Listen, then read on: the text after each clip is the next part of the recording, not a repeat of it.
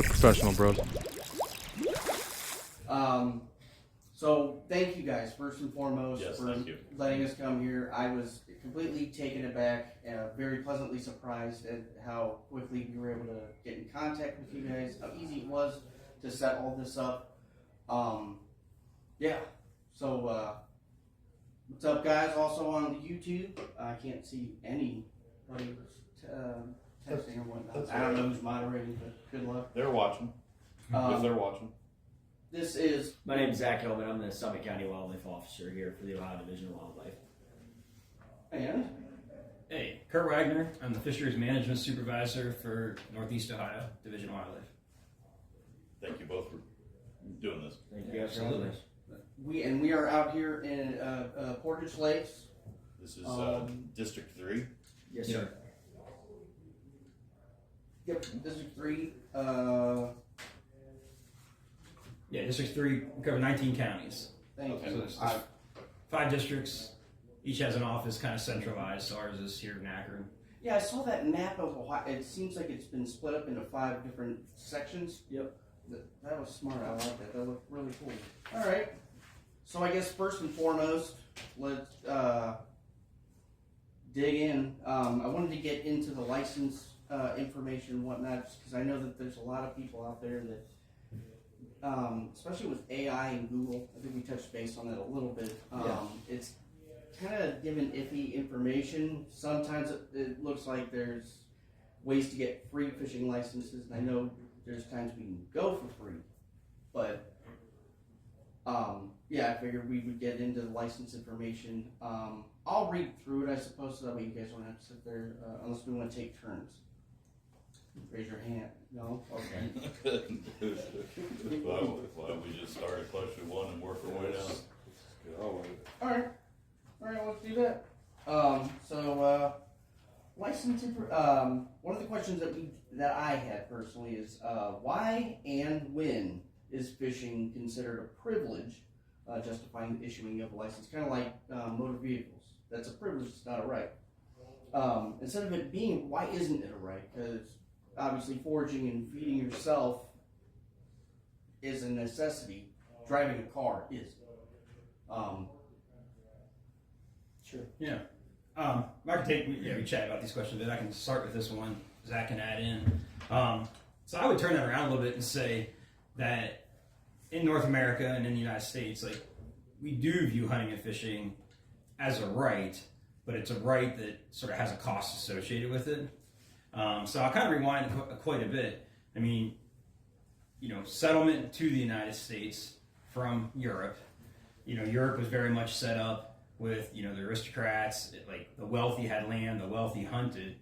And so one of the tenets of, there's sort of the initial settlement and then exploitation, then kind of late 1800s, early 1900s, was sort of this development of what we now call the North American model of wildlife management or conservation, which is basically saying, hey, like, we all agree that the right to hunt and fish is sort of equal to all, and that all these animals and water that we're using are indeed like yours, mine, ours, but like left unchecked, it never works. I mean, that's the whole, like, if you want a fun deep dive, like, Google up like tragedy of the commons. It's this whole kind of theory that, like, left unchecked, people will exploit and monopolize. Sure. So, it's really like user directed to get into the situation of having licenses. In fact, even in Ohio, the first fishing licenses were actually voluntary. They were, you voluntarily got it, and then a few years later, it was made mandatory to pay. But it was basically, folks interested in conservation and wanting to continue to hunt and fish for fun and for food, to basically say, we need some structure here to, like, keep it fair. And that's when, you go back and you get these early development of these Department of Conservations. A lot of it started around fisheries. Ohio was first like a fisheries commission and segued into the Division of Wildlife. And then, so sportsmen, like in 1937, federally, sportsmen lobbied for what we call the Pittman-Robertson Act, which basically puts taxes on sporting goods. Okay. That those taxes get held by the feds, Fish and Wildlife Service, and then that fund gets apportioned back to the states for wildlife management. Okay, cool. And then in the 50s, Pittman Robertson Act came along for the fishing side of things. Dingle Johnson. Dingle Johnson, yeah. And so those were not like Big Brother pushing that on people. That was sportsmen saying, we want money at the federal level coming back to the states that can't be taken away for a road project. That has to go to conservation. It has to be used for that. So, and how those monies get linked back to the states and apportioned out is partly an equation that's based on license sales by that state. So more hunting and fishing, more apportionment of that money back, because it's saying that you had more sportsmen paying into that in the first place. Okay. So yeah, so I mean, it's a long-winded answer, but So it's you say that the yeah. fishing license, to purchase a fishing license is to help regulations. 100%. There can still be regulations, but why does somebody have to have a fishing license to help regulations? So I would say fishing licenses and hunting licenses in general, it's one of the only things where your money actually goes right back into the resource that you're actually pursuing. So I mean, you talk about the money from a fishing license goes right back into putting more fish in a lot of these waters that you're fishing. Gotcha. And doing the surveys. It pays our salaries or our hourlies, and it allows us to continue to conserve the resource and improve habitats and stuff for the benefit of all Ohioans. Yeah. So without that funding, the system kind of fails. Right. So I would say without a fishing license or the fee of a fishing license, and it's a very minute amount. I mean, $24 for a year, you can go catch a limit of Lake Erie walleye every day. And I mean, what's the price of walleye per pound? Right. $16 a pound. Yeah. I mean, just So, Anywhere between $11.99 and Not saying you can't sell them, but again, Right. Correct. you think about going to try and You're buy not some going of to the these store goods. and buying it. You go one trip to Lake Erie, and you're probably Mhm. over that amount, $24. I mean, just one license in some other states, like that's your weekend visitor. You know, Right. like 1 week pass. Right. We went to Florida. How much are the 3-day passes there?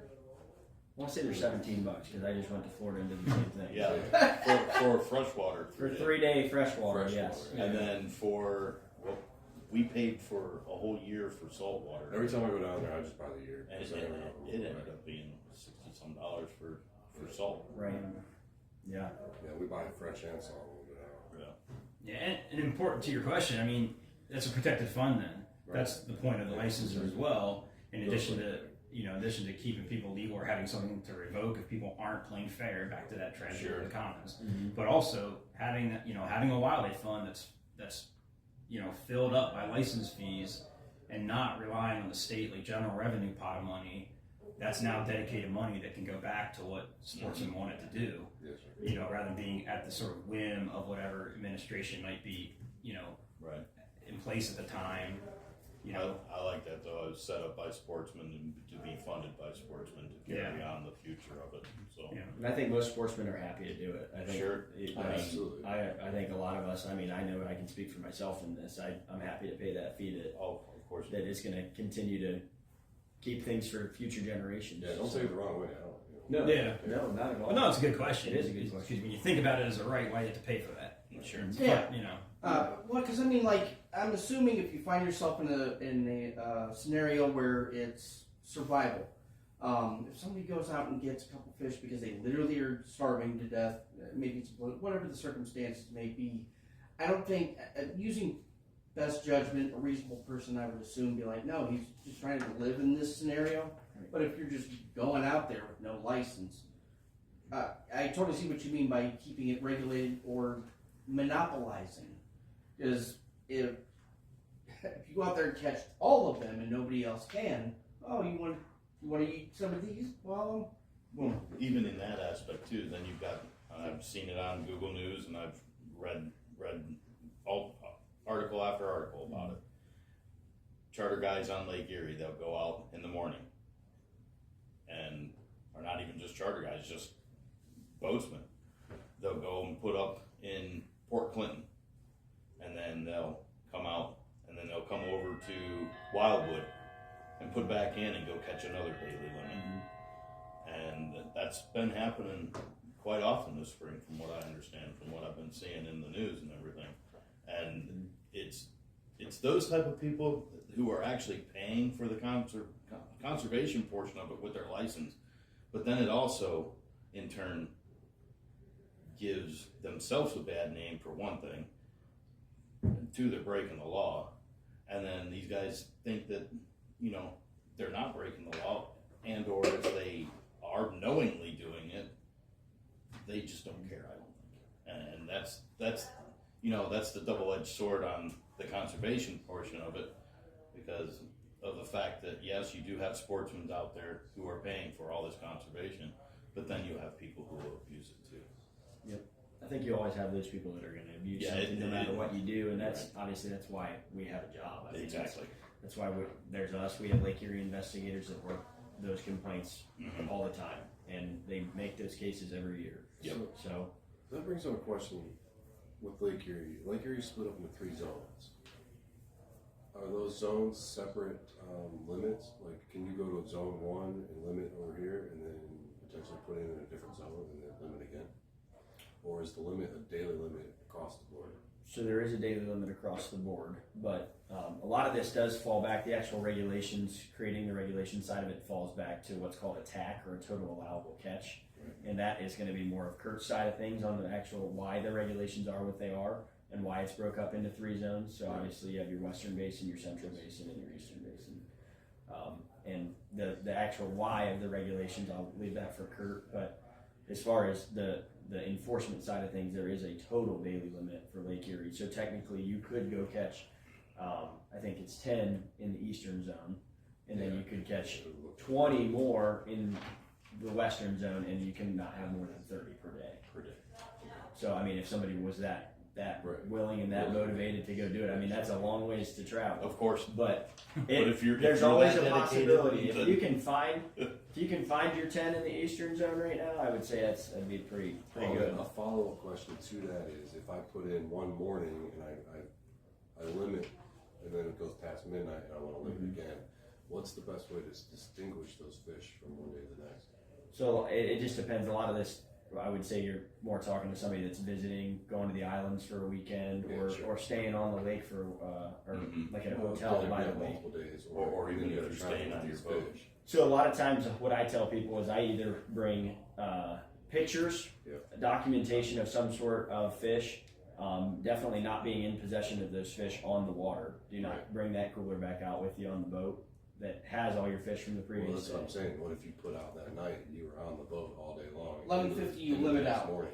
10 minutes, 12, 11. I would say you're gonna have to technically you're in possession of more still on the water. So if you're on the water on Lake Erie and you still have those fish, like I know you fished all through the night, so technically you're in a new limit, but you're still in possession of more than the legal limit. So that would be more than a you're problem. We pull up to shore, and even though we're saying is yesterday we got this, Right. you see those 30, would you consider that, no, you've limited for today now? 'Cause When did you pull in? I'm like, maybe it's like 12:30.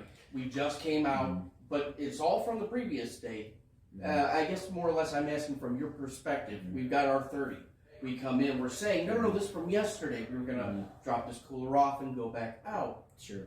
What is your take on that? Well, there's a little bit of a gray area there again. I mean, you come to, it's going to be the totality of the circumstances when you get talked to. If you come in at 12:30 and you've got, I mean, I don't know what, depends how long you guys are fishing. Do you really want to go back out and, I mean, you probably are ready to go home at that If point. it's 'cause 2 you o'clock in the afternoon, no, these are from yesterday. You've got an hour or 2 hours of cleaning fish when you get home. So it's like, I mean, some guys aren't that dedicated and do want to go right back out. And it's like, well, I would tell you that you either need to get to your temporary place of stay, whether that be your hotel, drop the fish off, Drop those come off. back. Come back with the clean That- cooler. So basically, just don't. It's just complicated. Like I said, it makes our job tough, and you don't know who's trying to pull one over on you and who's not. Right. And obviously, the law is the way it is, like per day.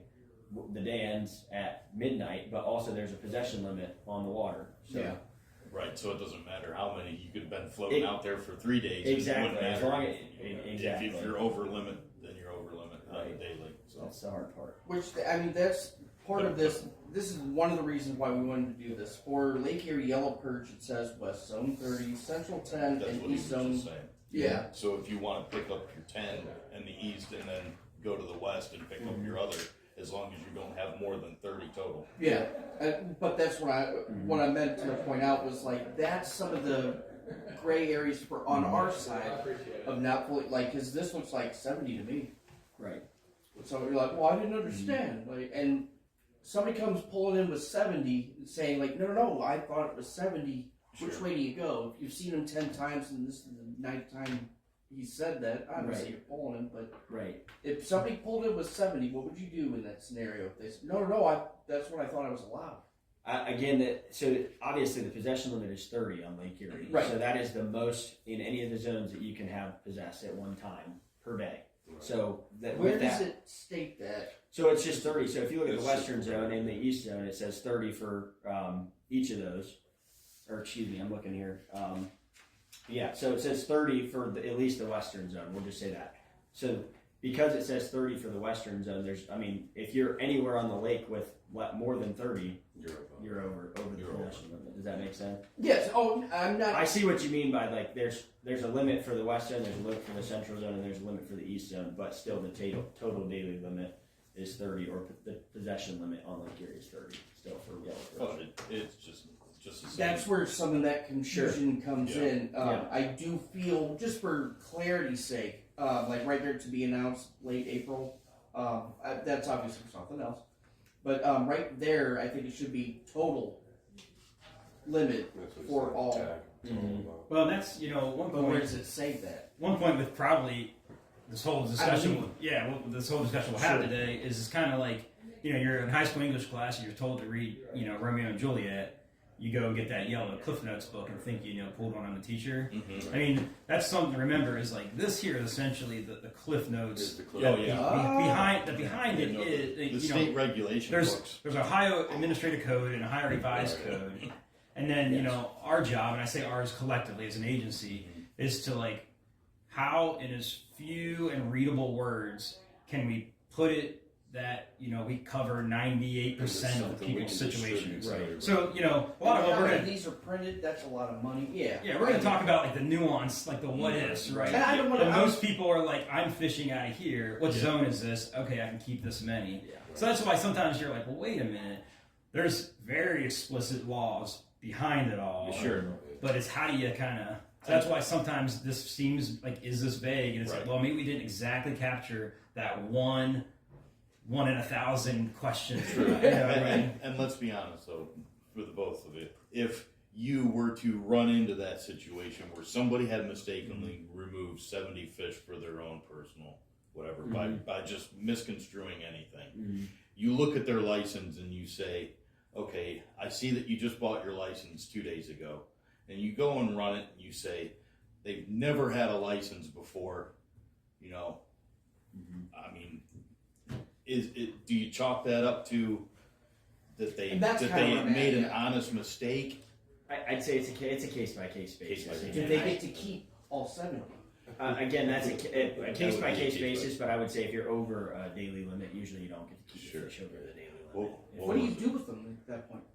So if they are over a limit or they're possession of too many fish, they would then be seized as evidence of some sort. Right. What happens to them actually usually depends on what the court says or how once the case is closed. If there is any charges filed, there doesn't have to be charges filed, but still out of fairness, it's just like if somebody accidentally shoots 2 turkeys in one shot, they don't get to keep that second turkey.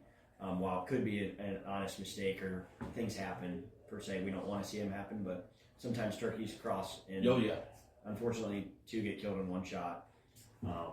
But like I said, they would be seized as evidence temporarily and held until they were released by a court disposition of some sort. Okay. Now that gets taken to like, I know some of them get like taken to butchers and then sent to. A lot of times our fish go back to either wildlife rehabilitators. If they're good for human consumption, they'll get donated to a food bank. That's wild game of some sort can get, but if we don't know how it's been cared for, we can't give it take the risk and give it to a food bank for human consumption. So if we don't know how it was handled or treated, it usually goes to a wildlife rehab facility. I know a new donation spot you guys could definitely check out. His house, he's got a smoker. You can definitely take any donation. Now, is that either type human consumption or not? Yeah, we don't. Well, I mean, that's a great. If they're been sitting in the sun and they're just rotten. Yeah. Go ahead, Partially decomposed. That'd be good for compost. That's all. Do ODNR employees receive fishing license as part of their employment? We do not. You do not. Definitely do not. Why? And why are you not asking Why that not? question? That'd be a great perk, but that is it's not fair. Are you required to buy one? We are. I personally like this next one. That's interesting. So that's actually a difference even between different employee types. What? Where? So like the requirement to buy one. Oh well, for Well, do you- obviously if I'm fishing. Oh, okay. I thought I'm you meant- fishing, not in the course of my duties. Yeah. So I Correct. guess I would still say That's Um, interesting. I would still say if we would fish, I always have one, and we always do. I'd say any of our employees are going to have one. They're actually going to be fishing with a rod and reel. Sure. But But for Curt's side of things, when they're doing fish management things, surveys, that would fall under the definition of take or attempt to take fish. So technically, you would need a license, but he's exempt. They're exempt because they're doing surveys for. Because because of the that's- survey portion. On the survey side, yeah. Gotcha. Said that'd almost be like entrapment, like, but it's my job. I wonder if that's happened previously. Like, what are you talking about? Anyway, But all right, here we go. When can law enforcement agents not affiliated with the ODNR are they allowed to request and/or check your fishing license? And are there circumstances that require anglers to provide them to law enforcement at any time? So this is a good question. I think some people like to see who can and can't do what. But actually, contrary to what people might know, ORC 153332 actually requires every fisher required to be licensed while fishing or taking or attempting to take frogs or turtles. They shall carry the license and exhibit it to any person. So any person that asks to see it, they technically have doesn't to. it have to be law? Doesn't have to be law. That's It does interesting. not. So failure to carry it and exhibit under this statute basically constitutes an offense. That's written right in the Ohio Revised Code. So Okay. basically anybody can ask. That's where you're required to have a fishing license. So if you're fishing a private pond that has no egress or ingress, That's different. you don't have to show it to. You don't need one. I only threw that question in because when I was a teenager, I had, and this is going to get raw. I may as well bring it up now. Yeah, go ahead. I was walking from a Lake Metro Parks property in a creek, through the creek, and it went off creek property, which in turn the creek does bend back around back onto park property, where I was going to exit the creek and walk back to the house. Now, when I walked out of the park area, I was told by a gentleman that I was on his private property, standing in the creek. So does he have right to that water? Does a private So yeah, property you guys owner? are leading into one of the other, basically the stream access laws. That's what you guys are kind of getting at. Yes, Thank you for defining. and my other question. We don't have them here in Ohio. We do not. We do not. So basically, navigable waters. There's things of this sort, but it's really in Ohio. Basically, everybody. We talked about it before you guys got here. Basically, everyone does some form of land. Somebody owns it usually in Ohio. The land is owned by somebody.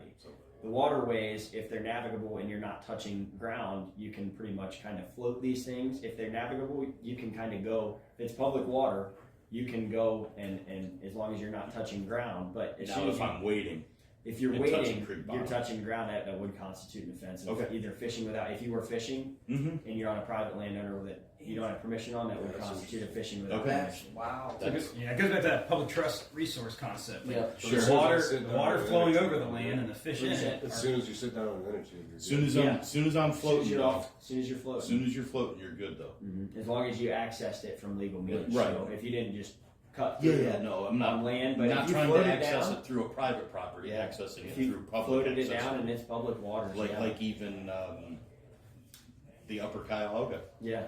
I can totally see like That- a ridiculous scenario. Someone's got like 20 wings on. They're just it's a real shallow creek, and just when you ODNR going, you touched the pebble. Come on.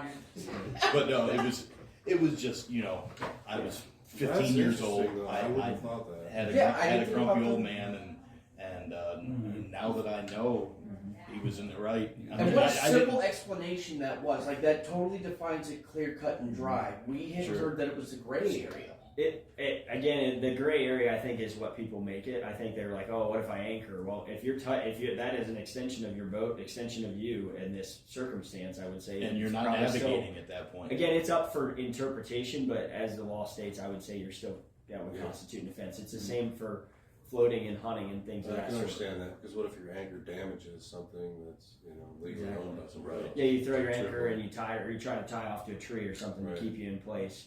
But this is what a lot of the I would say they do float trips for steelhead on a lot of our tributaries. And this is how they kind of get around these. That's how they get things. around. They float, and so they float the entire time. They've got a guy that's holding them in place, either paddling or whatever, and that allows them to kind of get around that. That's something. I mean, that's honestly Repeat that last part right quick. Now that we're gonna try it. Float, don't touch the ground. Still float.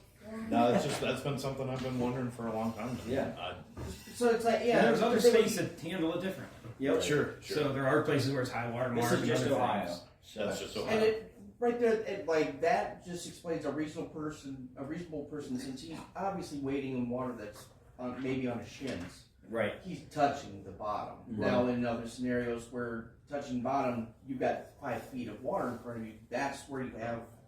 Now I see why it's a gray area, because it depends on where you're at. Yeah. Yep. Sweet. All right. Now that pretty much wraps up the license information aspect. If there's any parts you guys want to address, feel need addressed, if not, then we can move on, go get some lunch, and we'll move on to I think we're good to move on. statewide regulations. And we got a couple different aspects. We made sure that we had it set so both of you guys can have your input. I had no idea that initially they were talking about break. I thought you were the officer, but you're like, well, I'm just the biology. Wait, if I may, what is your official title? Sure, yeah. So, fisheries manager supervisor. And so what that means is, throughout the Division of Wildlife, we have a whole fisheries management section that manages fisheries. And each district has a supervisor and then a handful of biologists and field staff that help execute, our fisheries surveys, working with the public, any number of these conservation and fisheries things we do. So like our group is a group of 9 here in the district for fisheries, and similar to the other districts are similar. So that's my title, is the fisheries supervisor. So like for today, I mean, like we complement each other, and you'll see kind of like humming and hawing and like us discussing, because like I need to understand the regulations, but like more of what I'm doing is, and my staff is like the biology behind what justifies and proposes a regulation. And then the law side is understanding that biology, but knowing detailed how do you enforce that, and how do these gray area questions interact and everything. So there's kind of 2 sides to what we do. Yeah. Which, speaking of the endangered aspect, I've been wanting to ask this for a while. Like, obviously there is a list of endangered species, and they're on the do not catch. I noticed that there are some official, I guess, eat anything per se. You would be the expert on that aspect. But what if you're out fishing in like a sturgeon? You're not fishing specific. That's not your target, but you get lucky, 1 in a billion, and you do catch one. What are anglers supposed to do in that? What is the procedure? I had heard you're supposed to call ODNR immediately, keep the fish alive, but still on the hook, show what's going on. What do you do if you hook an endangered species? So I mean, I guess you can better think answer. So there's federal and state listed. So I mean, it's kind of more complicated than just saying it's endangered or not, right? You have federal listing, state listing. You have species of concern. You have threatened. You have endangered. So all these categories of listing. But I think the critical thing here is most of what those play into. They tie into like environmental regulations and protections and directing research money.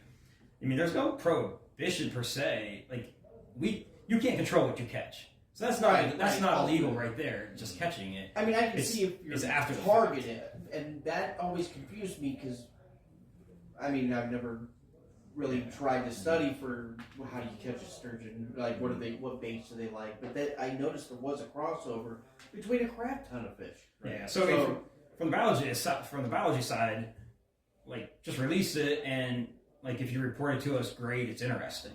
It's not some mandate. I mean, that's the biology answer. Is, I mean, even the Division of Wildlife has a like wildlife reporting website where like cool species, whether they're viewed or caught or trail camera or etc., can be reported. So that's the interesting side, not a mandate.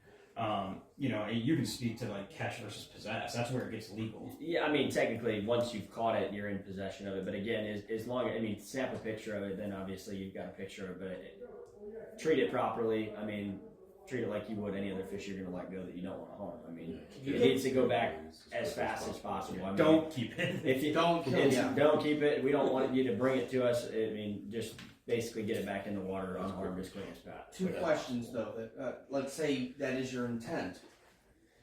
Over the course of everything, the fish does happen to die. Mm-hmm. Are you able to keep it? Just let it go belly up, especially something like a sturgeon. I know they get big.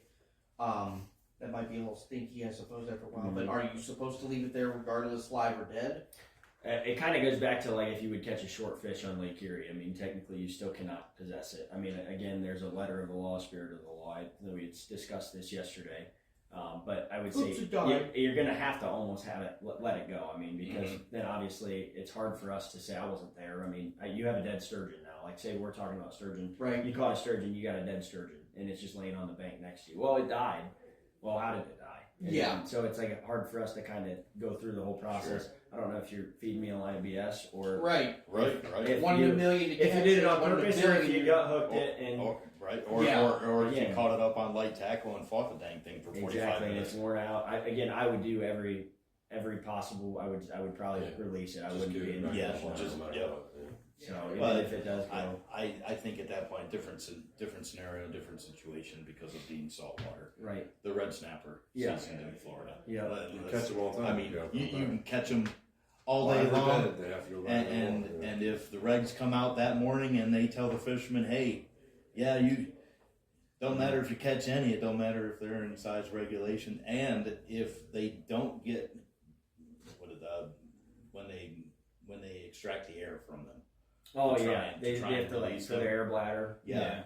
Now, even if it's undersized and it's not a catchable, I've been on charter boats before where they'll vent them, throw them back out, and that dang thing's belly up. Yeah. As it's floating. And I can't speak to the Florida stuff, but no, I know. It's similar. Like I mean, you fish Lake Erie, we'll just go to the walleye. Mm-hmm. And like I said, you catch a short walleye. Oh, I know. Again, it's not a good option. I mean, you gotta let it go. You're trolling. You haven't caught nothing for 20 minutes. You haven't had nothing. You get to see a flag finally do this or whatever. Yeah. You finally reel everything in. You've got two lines that are crossed, and you've been dragging a 10-inch walleye that's dead on your line. Yeah. I mean, you unhook it and you throw it in the water. That's all you can do. Now, in that scenario, let's say it was a rather sizable sturgeon. To play into that scenario, do you guys keep record of the largest sturgeon, even though like it seems like you're not really supposed to catch them? Is there a record largest caught? And sure. Can you get pinfish for it? Or fish? Yeah, I think it's a Fish I don't Ohio know. species. Yeah, so we wouldn't do the Fish Ohio thing. Yeah, on because endangered promoting species. people to catch Right. So like, Yeah. it's only gonna be on listed sport fish. Don't do that. I didn't even think about it like that, but And then like same with like state record, they're not gonna do a state record on a listed endangered species. Sure. So Show off photo and leave it at that. and from a data standpoint, like if it's that high profile, we've already been like doing the research side of it. So yeah. I heard sturgeon are due to work such as yours, they are starting to make a comeback. Is that true? Yeah. So I mean, it's a forced comeback right now. We're stocking lake sturgeon. Mm-hmm. So really, what it is the lake and the rivers have improved enough that we think they're viable for sturgeon to reproduce again. Mm-hmm. And so out in the Maumee, I think it's been going 7-8 years annual stockings.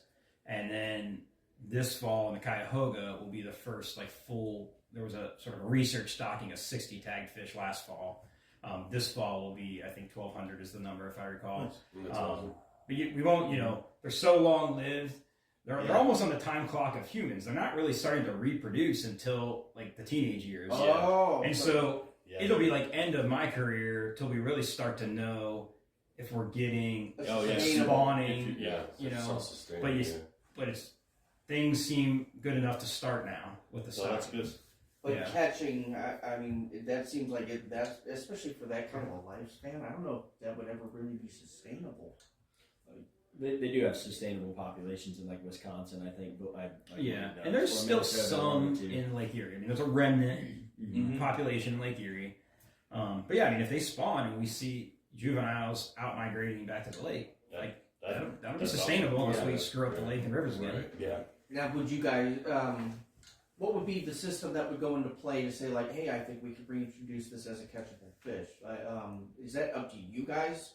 Would you guys like, hey, definitely let them go, or? So if we're going to stay on the lake sturgeon for Lake Erie, yes, it would be up to us, but it would be up to us in partnership. So Lake Erie is managed, we call it the Lake Erie Committee. So it's the various states and provinces that collectively, and it goes back into the zones and management, how many walleye you can keep per year, all this. Right. But yeah, I mean, like all the states would get to the point where the data in hand agrees, okay, these can be like recreationally or commercially targeted in some way. Right. And then the individual states put in, their flavor of the regulation. And then that it becomes, it goes from a like threatened or danger to threatened to established to recreational commercial. In your professional opinion, is there any sort of time frame you would be willing to comfortably give where we may see that on sturgeon? Oh, I mean, it's spitballing. We'd be talking a many decade measurement. That's what I assume. Yeah. But that's So no, tomorrow. Yeah, I went probably to, not in any of our able bodies enjoyment. I suspect. I saw one in a little zoo up in the Mall of America in Minnesota. I didn't realize how big they were, and they wouldn't let you bring in fish. Yeah, still not allowed to fish for them there. It's their moneymaker, I guess. But anyway, what are the definitions of naturalized and invasive species? Yeah, it's a great question. And you can even add in, we have injurious, we have, what is that? There's so many names we give to all these species, native, non-native. So in this case, like, naturalized versus invasive. I would start with the premise that what you mean is that in both scenarios, it's not native. Correct. Yeah. Okay. So a good example would be the carps. Collectively, the carps. Any carp. Common carp, I would definitely call naturalized. And I would say that means that they're pretty much ubiquitous throughout Ohio. They're established. They're not necessarily a population growth. They're at their sort of equilibrium. And if you catch them, it's not necessary to dispatch a naturalized. No, it's really. I mean, most people would just say it's part of the natural. It's part of the ecosystem everywhere. now. Right here. Whereas invasive, I would say, is still like newer, has the potential to keep expanding if not in check. Is doing detrimental things. So, like, example would be like big head carp, to stay with the carps. Yeah. Like, they're in the southern U.S. They're coming up the major rivers. 100%. We know they're in the southern part of Ohio. Those are the ones that everybody keeps saying they jump target them and kill them. If you catch them, you are not supposed to reintroduce them back to the waterways, as far as I know, with the Mississippi and the Ohio and all of that. Yeah, and I don't know that we have any laws in place to say that, but like best practices, if like a big-headed silver is captured, we want to know about it. Yes, I do believe there's a law that you can't be in possession of some of those injurious species alive. So if they are alive, they cannot be transported. Okay. So now, if you get into the fish transport rules, you could be. Then that's big. That's big no. I mean, because we don't want those anywhere where they are already not. Right. Yeah. You got it alive. You could be taking it somewhere to release it. And correct. Our agency regulates like the aquaculture and the fish transport side of the industry too, which is where you get into transporting injurious species that are on the list. So, but biologically, practically, we'd be interested in that report for sure. Correct. Yes. Now, in that aspect with the carp, the amers, grass carp, if those, now I know those are, mostly private pond situations. which can be flooded and pushed into creek systems where they can thrive. Now, is that classified in with the Eurasian carp also? So they're all bighead, silver, grass, black carp, common carp. They're all Eurasian carps. Mm-hmm. The grass carp, and I saw a question on there about, like, in one hand we're calling it like injurious, and another hand we're saying it's a management tool. Mm-hmm. And for the grass carp, so the white aimer, that gets into its ploidy, essentially like chromosome sets. Yes. So triploid. So Yes. it's only legal to sell triploid grass carp in the aquaculture industry in Ohio, Which are infertile. So if you, and they're like human created. I mean, down south there's Correct. these big aquaculture facilities that are essentially making triploid grass carp. They've done the same with oysters now too. Yeah. So like if you go to a private fish vendor here in Ohio and you want 5 grass carp for your pond, they're going to be the triploid grass. They're going to be the triple. So okay, But that was. But you certainly read articles and hear us talking about like hunting down and eliminating grass carp because especially in like nearshore Lake Erie, we are seeing a population of diploid grass carp. Yes. Which, like anybody's guess, original origin, I would say it's most likely from before the triploid was law. Of course. And so you have these pockets of reproducing Well, yeah. grass carp, which are detrimental now because like you could call them invasive because left unchecked they'll expand. Mm-hmm. And when we're spending all this effort to restore Lake Erie wetlands and vegetation, and they're coming in and melting They're it coming in down. and taking it out. So that's why, in one hand, we'll use grass carp in Spencer Lake for a management tool, and we're also hunting down grass carp in Lake Erie because it's kind of 2 different scenarios. And then in that case where upon floods and some of these triploids get out on the Not Lake that Erie worried scale, that doesn't really matter because we're talking so few numbers. I'd forgotten that they had bred those out to where they were infertile. Yeah. Now, for those particular species that it is, it sounds more like it's suggested definitely target them, and as you said, some of them don't have it alive.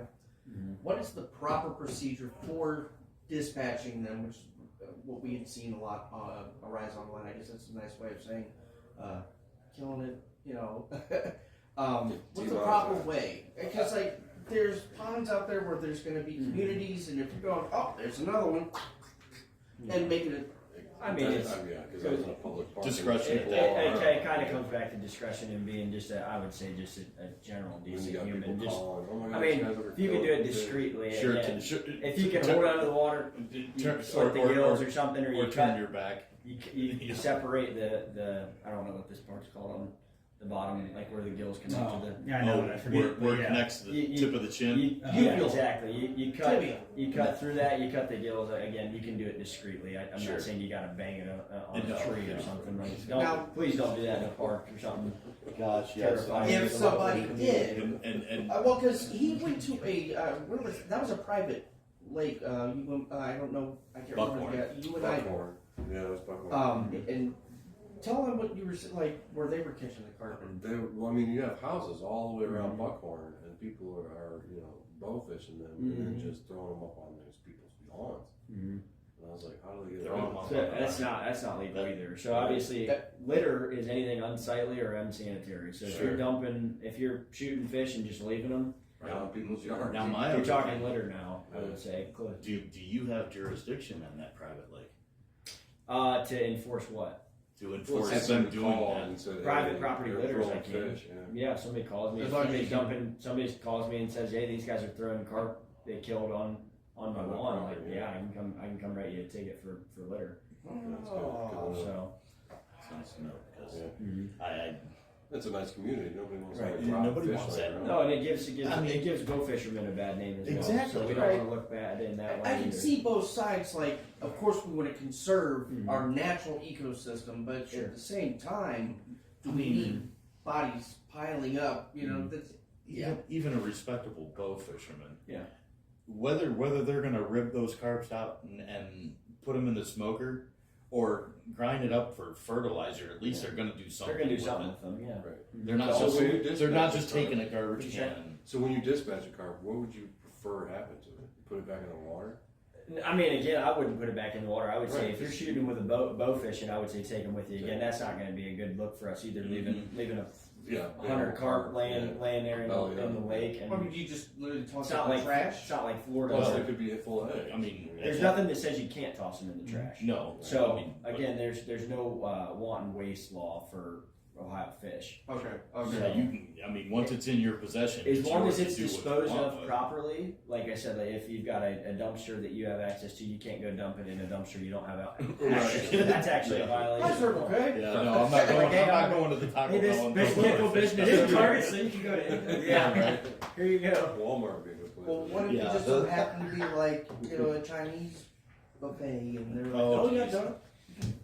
I'll admit that, I apologize.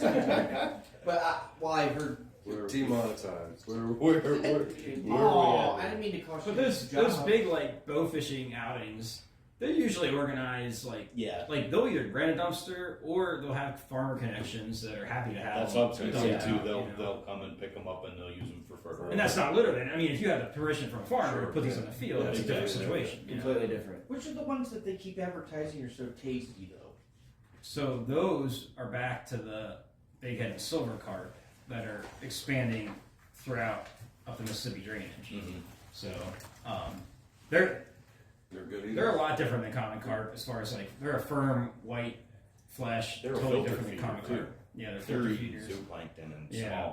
small So- little things. I've had them. They're good. I mean, out in the Illinois River and in lower Mississippi, there are some commercial fishers established, of course, according to the different state regulations, canning and marketing. I know over the past, whatever it's been, 15 years or so, there've been fishermen activists down there saying, you know what, can I load the sides of my boats up with nets and just drive and have them Oh, jump kids into are my really net? hard to catch me other. Yeah. Because I mean, you're inadvertently catching them anyway. They don't bite a hook. Really? No, not the big head carp. Well, and that's where different, and I can't speak to some of these other states, but like where that invasion has been, thick, the average user, it's not restricted to possess them at that point because they are wanting to see them removed. Are they here? So, big-headed silver carp? No. No, I mean they're They're in the as Ohio we River. know now, they're in the Ohio River, maybe kind of up to that Portsmouth, Marietta So we gotta. front. I was hoping maybe. We got property down I there. don't hope because I don't want And these. still to- at low densities. I mean, nothing like Nothing these as thick videos as where what they're, you see in the Chaffalaya and all yeah, that. yeah. Glad to have Zach Hillman back with Well, us. that finishes up that section. All right, well, Like we were talking so much Well, about we've food, I covered think he it got for cold everyone pizza. else. That's right. I went and had your pizza. All three. Right on. And I warmed it up. all right. So we'll flip to Um, the back here. Oh, wait. Why are there no specifications for crappie like statewide at all? Like, what does official have pin or limits? I There's usually see it anywhere. size for Fish Ohio for For the pin? as far as Oh yeah, but But we didn't really see like the. regulation wise, Yeah, you talking about the harvest regulations? there's a 30-day limit. I don't know why we That was never your saw question. You were I don't know why we never saw that. Well, I can start while you're. So there's both. There's about 30 lakes statewide that have a 30 fish, 9-inch minimum, Mhm. and then all the rest is where you're getting the statewide from that says no limit. Okay. And so that really just a lot of what my group does is electrofishing and netting assessments to sort of evaluate individual species populations in various lakes. And so, a tool in our toolbox, just, everybody wants as many big fish as possible in every lake, right?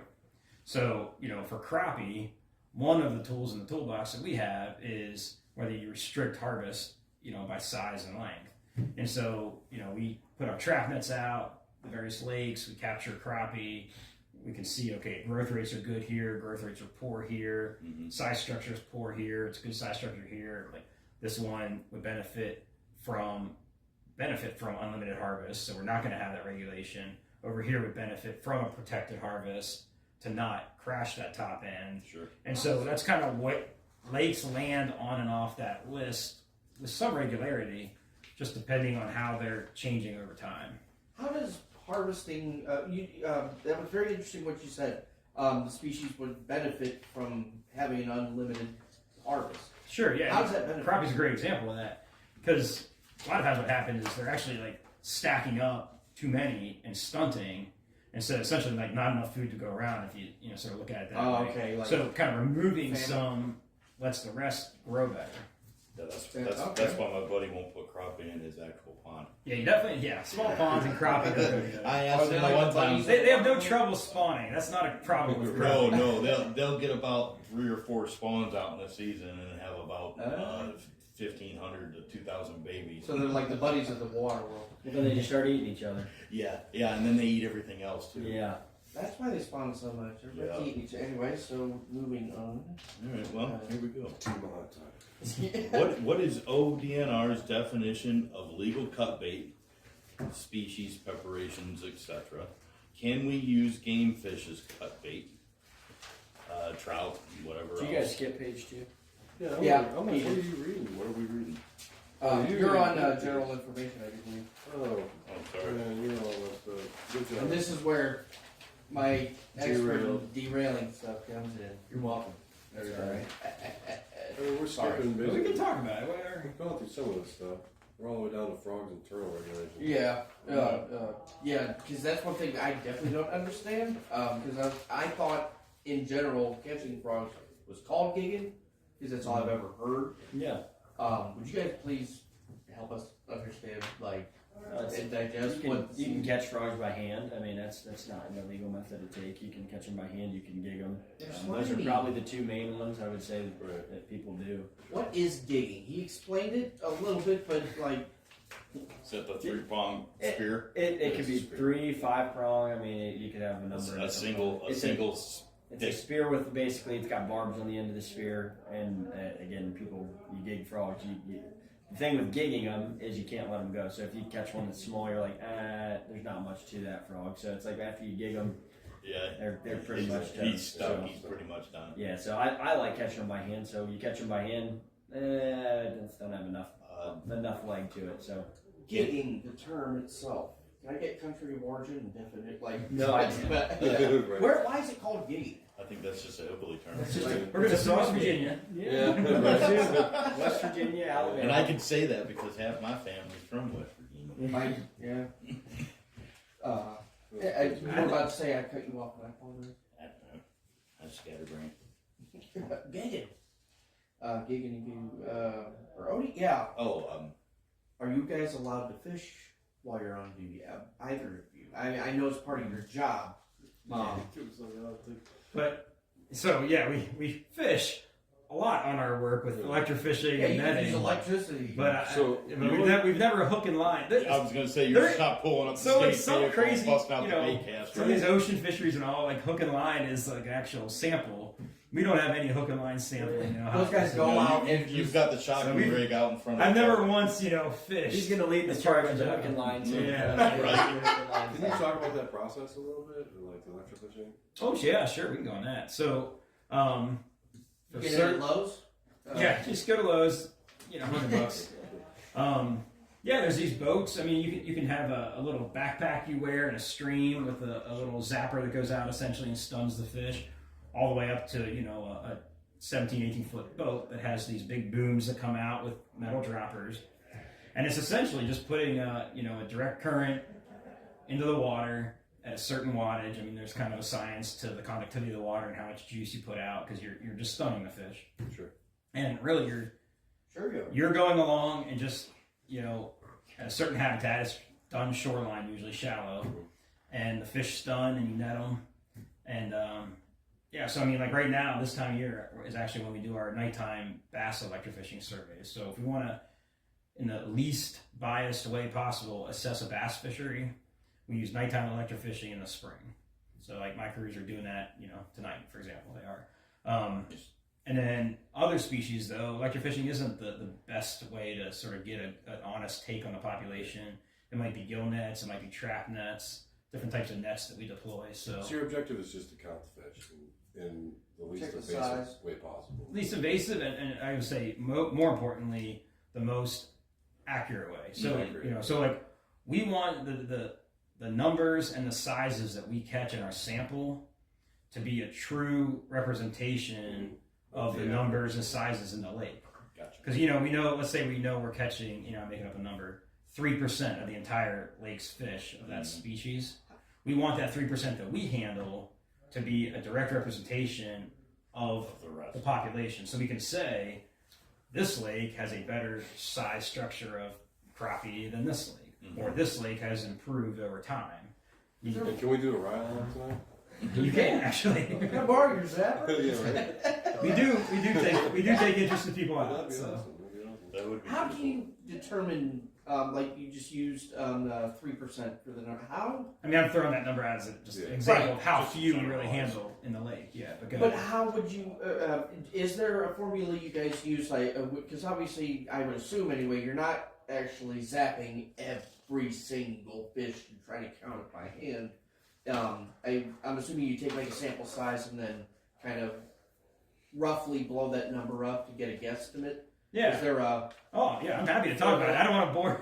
No, maybe if folks are listening to this as they go to sleep, you know. Well, I Just go right to sleep. some people are gonna be interested. So like North Reservoir, right out these windows. Yeah. Like we're sampling that tonight Okay. for bass. So what we'll do is we have 6 different transects, basically GPS points on shore that are randomly selected, so that you know you're going to just sort of throw darts at the lake. Boom, Yep. boom, boom. You literally throw darts, or We literally- is there a? Well, I mean, No, so we every lake has a whole suite of 500 meter spaced sample points. So let's say North Reservoir has 30 sample points. We'll truly random number generate 6 of those 30, and we'll say those are the 6 we're going to sample. And then the crew has those points. They go out, they start at that point, and we'll electrofish the shoreline for 15 minutes on the dot. We'll net every bass that we get in that 15 minutes, and we'll do that 6 times. And yeah, so for those fish, we measure them, we weigh them for a certain, you know, for 3 fish per every centimeter, we'll sacrifice and kill. Take their otoliths out, which is your inner ear bone, which you can age them just like tree rings. oh, And so, you know, let's say we capture 300 bass. We're not going to be killing 300. We're going to be killing, let's say, 80 or so, whatever that, you know, math comes out to, 3 per centimeter. So we'll age those. We'll see if they're male or female. We'll get, you know, a lot of data on those. And then, yeah, we have this whole data set of, like, this many fish per minute of electrofishing, essentially. Mm-hmm. And so, you know, if a lake, you know, if 5 years ago it was 2 fish per minute of electrofishing, and now it's 6 fish per minute of electrofishing, you're going to say the population size has increased threefold. Mm-hmm.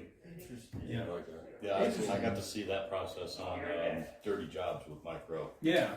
Yeah. And they were, I can't remember what species of fish it may have been, but they took it and they cut it open and removed the ear bone and actually put it in a sample book and everything and dated it and all that other stuff. So I'm sure it's basically the same thing that you guys are doing.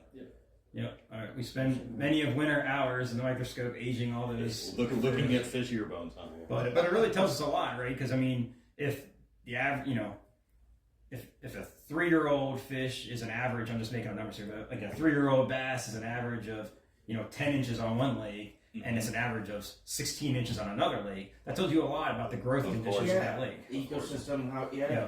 Yep. And it tells you, it goes all back into this. It tells you, okay, a certain regulation is going to work here, and it's not going to work there because they're not even growing well over here. Gotcha. So that's kind of where all these one of the places these regulations And come why from. they differ from. Yeah. Wow. And whenever a 24 gets brought up from the depths when they're zapping it, they all take pictures and fist bump each other before they let it go. Well, you can get beer at the bottom. Huh? You said 24. Oh, 20. The 24-inch bass. You said 24. I was like, oh, well, I know you that. That's where they get all the beer at. Yeah. Oh. All I don't right. like beer. Now we can go to my question that I started to offhand, I guess. Did you want me to answer the one on fish on duty? Yeah, I did, but I don't have to. want to. Well, you guys got all those free poles. I mean, Those are for events.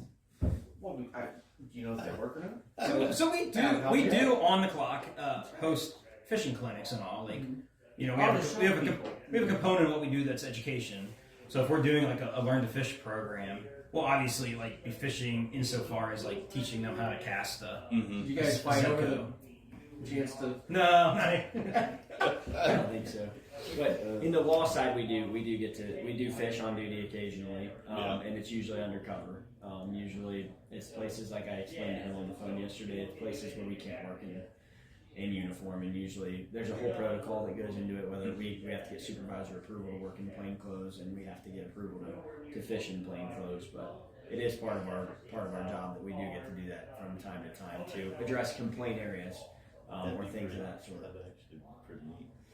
And I explained to him yesterday, it's really not fishing. Like I'm fishing, I'm playing the part, but I'm not really trying. Is there like no hook? I wanted to ask that. There is a hook, and I have to be real. I mean, He's just out there flipping a 3/4 ounce sinker. I gotta play the part. I gotta look right. Rob's on the If I wheels don't- upside down. if If I I don't don't look do right, trout, he's got like he's bottom spinning right. rails up. maybe I forget to shave for a while. I try to blend in, or eat our pizza, something like that. yeah, bring some cold pizza down. Right on. A little cool. Which actually that kind of leads into one of the questions. We've got different variations of it. Bait. Yeah. Oh no. What is legal bait? And like okay. So Cut bait wise. is it legal to use species. a rodent or a nuisance animal as bait? So I got some dry information for you. I told you I was going to have some cut dry information. So the cut bait question was a good question. It's a question that I think probably not many people that fish even understand. And to be honest with you, I had to look it up. So basically, I'm going to read you straight out of our OAC. This is straight out of our Ohio Administrative Code. It shall be unlawful for any person to possess a fish in any form or condition other than in the round, which is whole, while on or when unloading fish from a boat, while waiting, while fishing from shore, or while on any waters in this state where a fishing license is required, except forage fish, rough fish, and game fish that do not have a possession or length limit on those waters may be cut up and used for bait, provided that the skin or head of fish being used is intact so that the species is visually identifiable. Okay. So certain game fish can So be it- used. So bluegill would be a good example, except for Lake La Suan, where there's a size or a length limit, or not a length limit, a total limit. Yes. So that would be an example of a game fish that you could cut up and use as bait because there's no length limit or possession limit on most bodies of water in the state where a fishing license is required. And then if Go ahead. And then I'll add to that the definition of a forage fish or rough fish, just so you're. Yes. I threw that in here there because a lot of people, there's some confusion on that. Sheep's head carp, grass carp, silver carp, black carp, big head carp, quillback, suckers, bowfin, gar, buffalo, gizzard shad, and goldfish throughout the state are hereby designated as forage fish or rough fish, and they may be taken by any method except expressly prohibited in paragraphs below that, which would be like explosives. right. Yeah, So case in point, you catch a goldfish in a pond, and he's a fat little football because somebody couldn't take care of it anymore. Yep. You pull him out of the water, as long as it's identifiable as that forage fish and or whatever, it could be chopped up and used for catfish bait. Yeah, and I think forage, it's going to be identifiable, I would say, but they have to be identifiable, and they can be used as cut bait, even like I said, the game fish that don't have possession or length limit. What? So shad would be far and away the most common example. Yeah. Yes. Cast netting for shad. Yes. Just cutting them up Yeah. and using them for cats. You know. Sure. Keeping it identifiable. I'm obviously you shouldn't. It sounds to me like grinding it up in your Ninja chopper or whatever. Not gonna work. But where could you provide a little bit of guidelines to help people so that way they can understand what they can comfortably do to keep it identifiable? I'd say just not cutting it up so small to where you can't see exactly what it is. Like if you cut it into tiny, minute pieces, like I'm not gonna know what it is. I mean, Sure. if it's just an eyeball or half an eyeball, like I ain't Or I a ain't little gonna chunk know of to meat. Exactly, I ain't gonna be able to say what that is. Sure. And I mean, unless there's possibly an identifiable Right. chunk that you're Exactly, removing right. pieces from. You're I not. can, if I'm that worried about it, I can come pull it. I can pull a scale and have Curt identify Of it. course, right? Of course.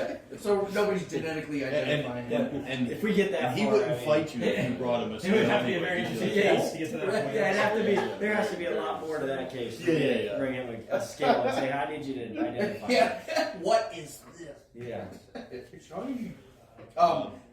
We were also talking about now there are lures of like ducks. Hula poppers are modeled after frogs, and there's even frog. I'm sure you guys know all about. I'm really it. If you interested didn't, I in can the tell answer you. to that. Huh? I'm really interested in the answer to that. What? About using nuisance You should animals. say, yeah. Are we allowed to like? If we put like a hair rig on them. Can we use them? That's as bait? that's using a live animal.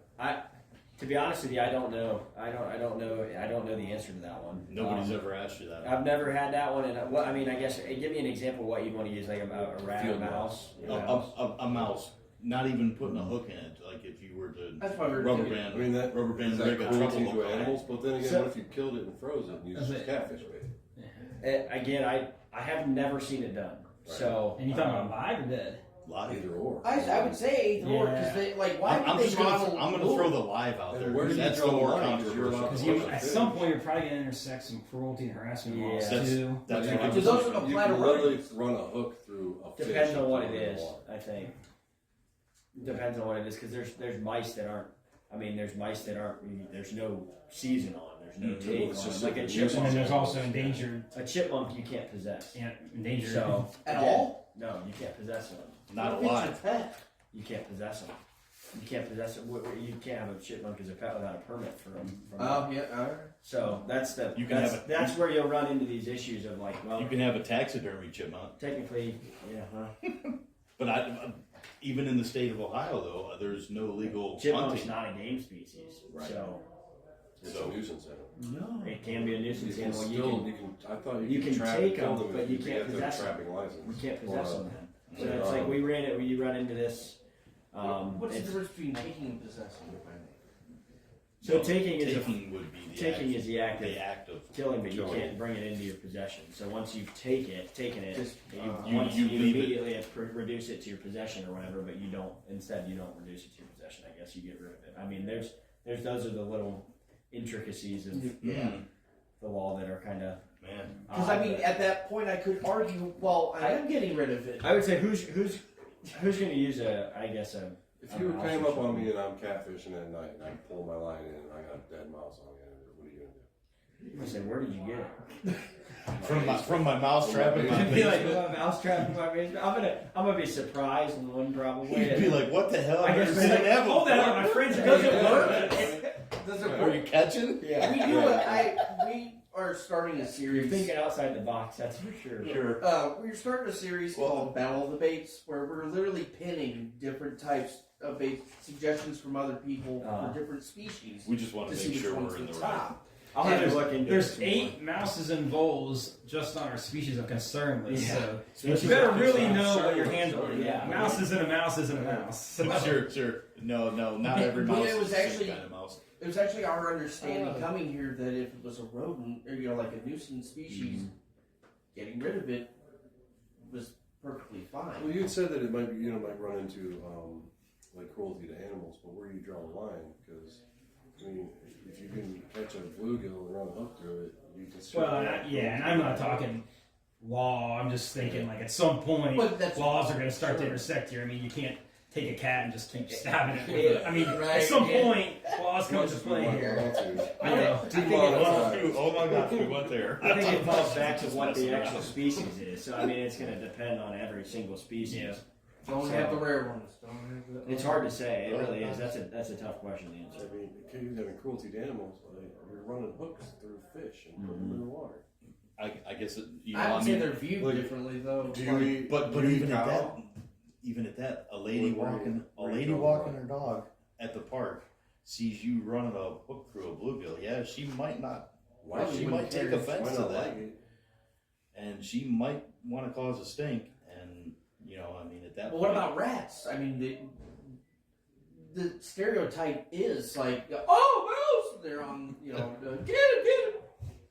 I'm digging through our OAC just to see, but if you need time on I don't think anybody's really wanted to use a rat until you guys just wanted to use a rat for some catfish. Well, That might be a I was just curious. Muskie- The important questions are getting asked. Yeah. That's Well, I think about like predator fish like muskie. I would assume walleye. Muskie, If oh, something's absolutely. going across. Baby Muskie would be probably a pertinent one, I would Yeah. say. Like you got a little muskrat or something. I mean, I bet Muskie would eat a muskrat. Right.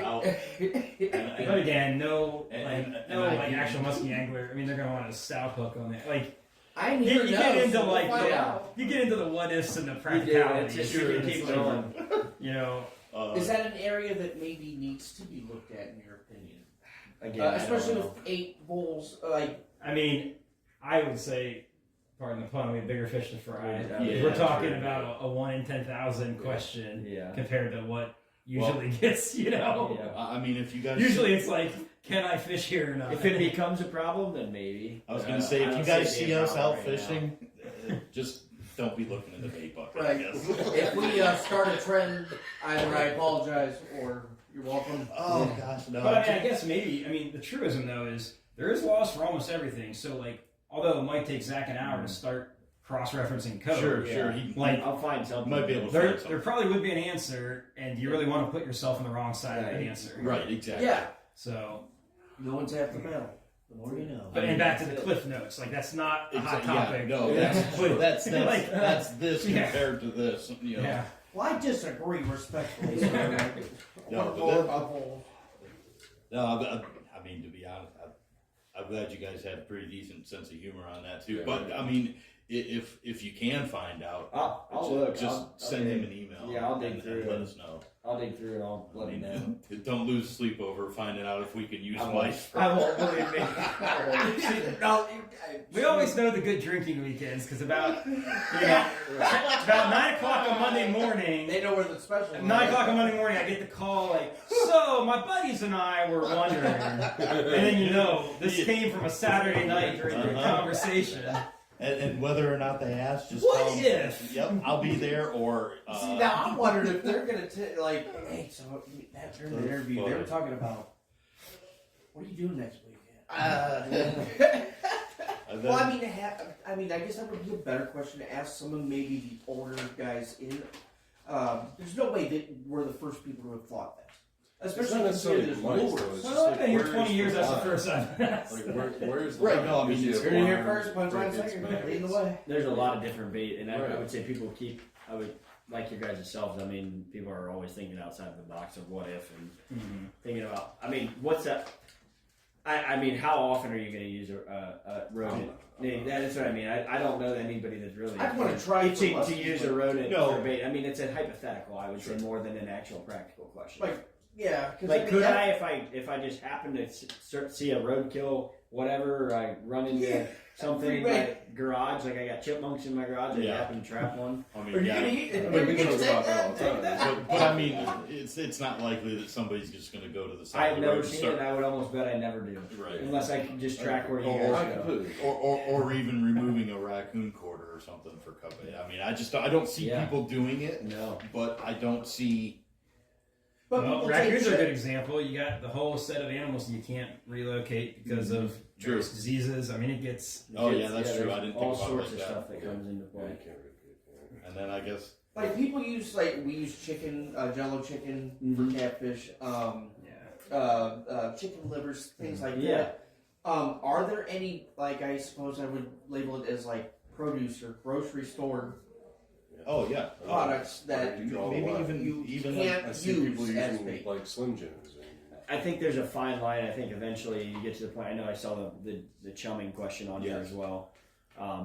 There's a fine line between litter, chum. I mean, you talk about how much you're putting in the water, how much. I mean, you get to a certain extent, you're throwing your whole entire lunch and your buddy's lunch and trash, and I mean, it just I depends know on some what you're people throwing. open up corn cans, Yeah, chuck it throw in the there. You're entire not retrieving Bags of it. cat food. No, and again, I think it depends on the amount, and it depends on if you're actually fishing. Like if somebody just pulls up to North Reservoir down here and dumps a bunch of canned goods that are expired out, I'm probably not going to say you're chumming. I'm going to Yeah. say you're Yeah, you're littering at that point. But what if they argue? Oh no, that's my goal. I know some of the older folks. At that they'll point, maybe open them, open put them, and empty the contents out, and then don't walk leave away. the can. Again, it's hours the later. totality of it. I'm going to talk to you and see, like, I probably won't even mention the littering. I'm just saying, hey, what are you up to today? Like, See, oh, I'm just Gabe- getting rid of my food, and a lot of them would probably end up being, oh, I'm just getting rid of some old food or whatever. Mhm. You hear that, guys? You're not gonna pull fast one on Mr. Hillman here. I'm gonna have a conversation. I mean,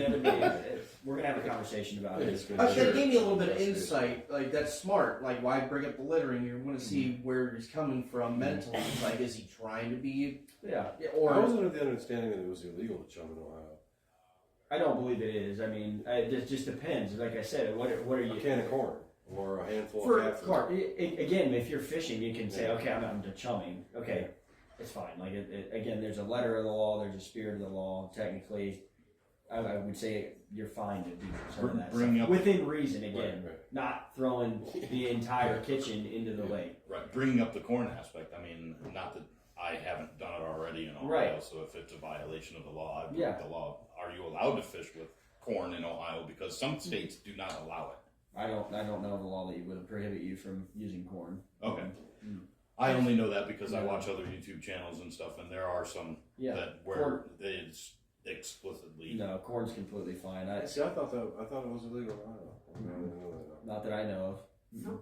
forget my next line of questioning. I promise I'm going somewhere with it. Is it still illegal to put corn down in field when you're hunting deer? No. That's Like, bait. that is legal. You can hunt deer over bait. Yeah, you're allowed to bait. As long as you're not on public Legal, land. yes. It is legal to hunt deer over bait. Mm-hmm. Ah, okay. And it I has know- not turkey. So it Turkeys- depends on Turkey's my species. different. Waterfowl and migratory game birds different as well. All right. And the reason why I was asking is like, let's say you're chumming, you got the corn going out, and it's obvious that you've been fishing. Have you guys encountered a scenario where someone's kind of like playing both sides of the coin? Is it where like if they're chumming, oh, got a bunch of corn right here on the shoreline, right by where they know maybe what you said, turkey frequent. Is there a line to be drawn there? No, but you might be giving somebody Yeah. ideas. Again, it's still, if it's I'll there, admit that. If it's there, If it's you're there, and you're knowingly and you're hunting over over it, exactly. I mean, Yeah. it's You gotta do your investigation, right? again, I mean, these are all, again, I would say these are hypotheticals Right. more than I mean, practical. I don't. It'd be the Is same. there a circumstance that could come up? Probably. It'd, but- I mean- it'd be the same circumstances if you were hunting and your friend came along with a I'm pot saying you full should just rate him for being that terrible of a chummer. with a He's pot on short of water. Right, oh, yeah, Do some dang Let's give you a destruction. stupid ticket. Is that the He's in the stupid water. ticket though? Like right there kind of proves like, oh yeah, you're right, I'm stupid because you're not gonna admit. You suck at jumping. You didn't even get Right, it. yeah. Yeah, I say but I'm really good at turkey. It's And that's my point. It's like Like, listening to there's the a- wind. Yeah. There could It's be gonna come power. back on you. Yeah. No, that's hard to say. Well, Huh. I think that's Well, about it. pretty much wraps it up. I would Is there anything The you guys? grand finale is There you go. stupid chummers. Stupid jumper. That's it. Yeah. I hope we Okay. didn't sound like completely. Came here, interviewed them. They call us stupid chummers. No, I mean, I wasn't chumming anyway. I hope you guys enjoyed yourself because I mean, Yeah, I know a we few did. laughs. We Oh, got yeah. we got a few questions answered, and then that we didn't know about, and then some other stuff that we had a little bit of an idea on, but then we were, educated a little bit more on it, and we thank you for that. Thank you, Is sir. there anything you guys would like to touch on you think we left out or isn't touched on enough? And if not, anything you guys would like to say? A call to action, that's what I was saying yesterday, like something you'd like to make aware, like maybe some sort of donation or the invasive species stuff. Anything that you guys would like? Oh, yeah.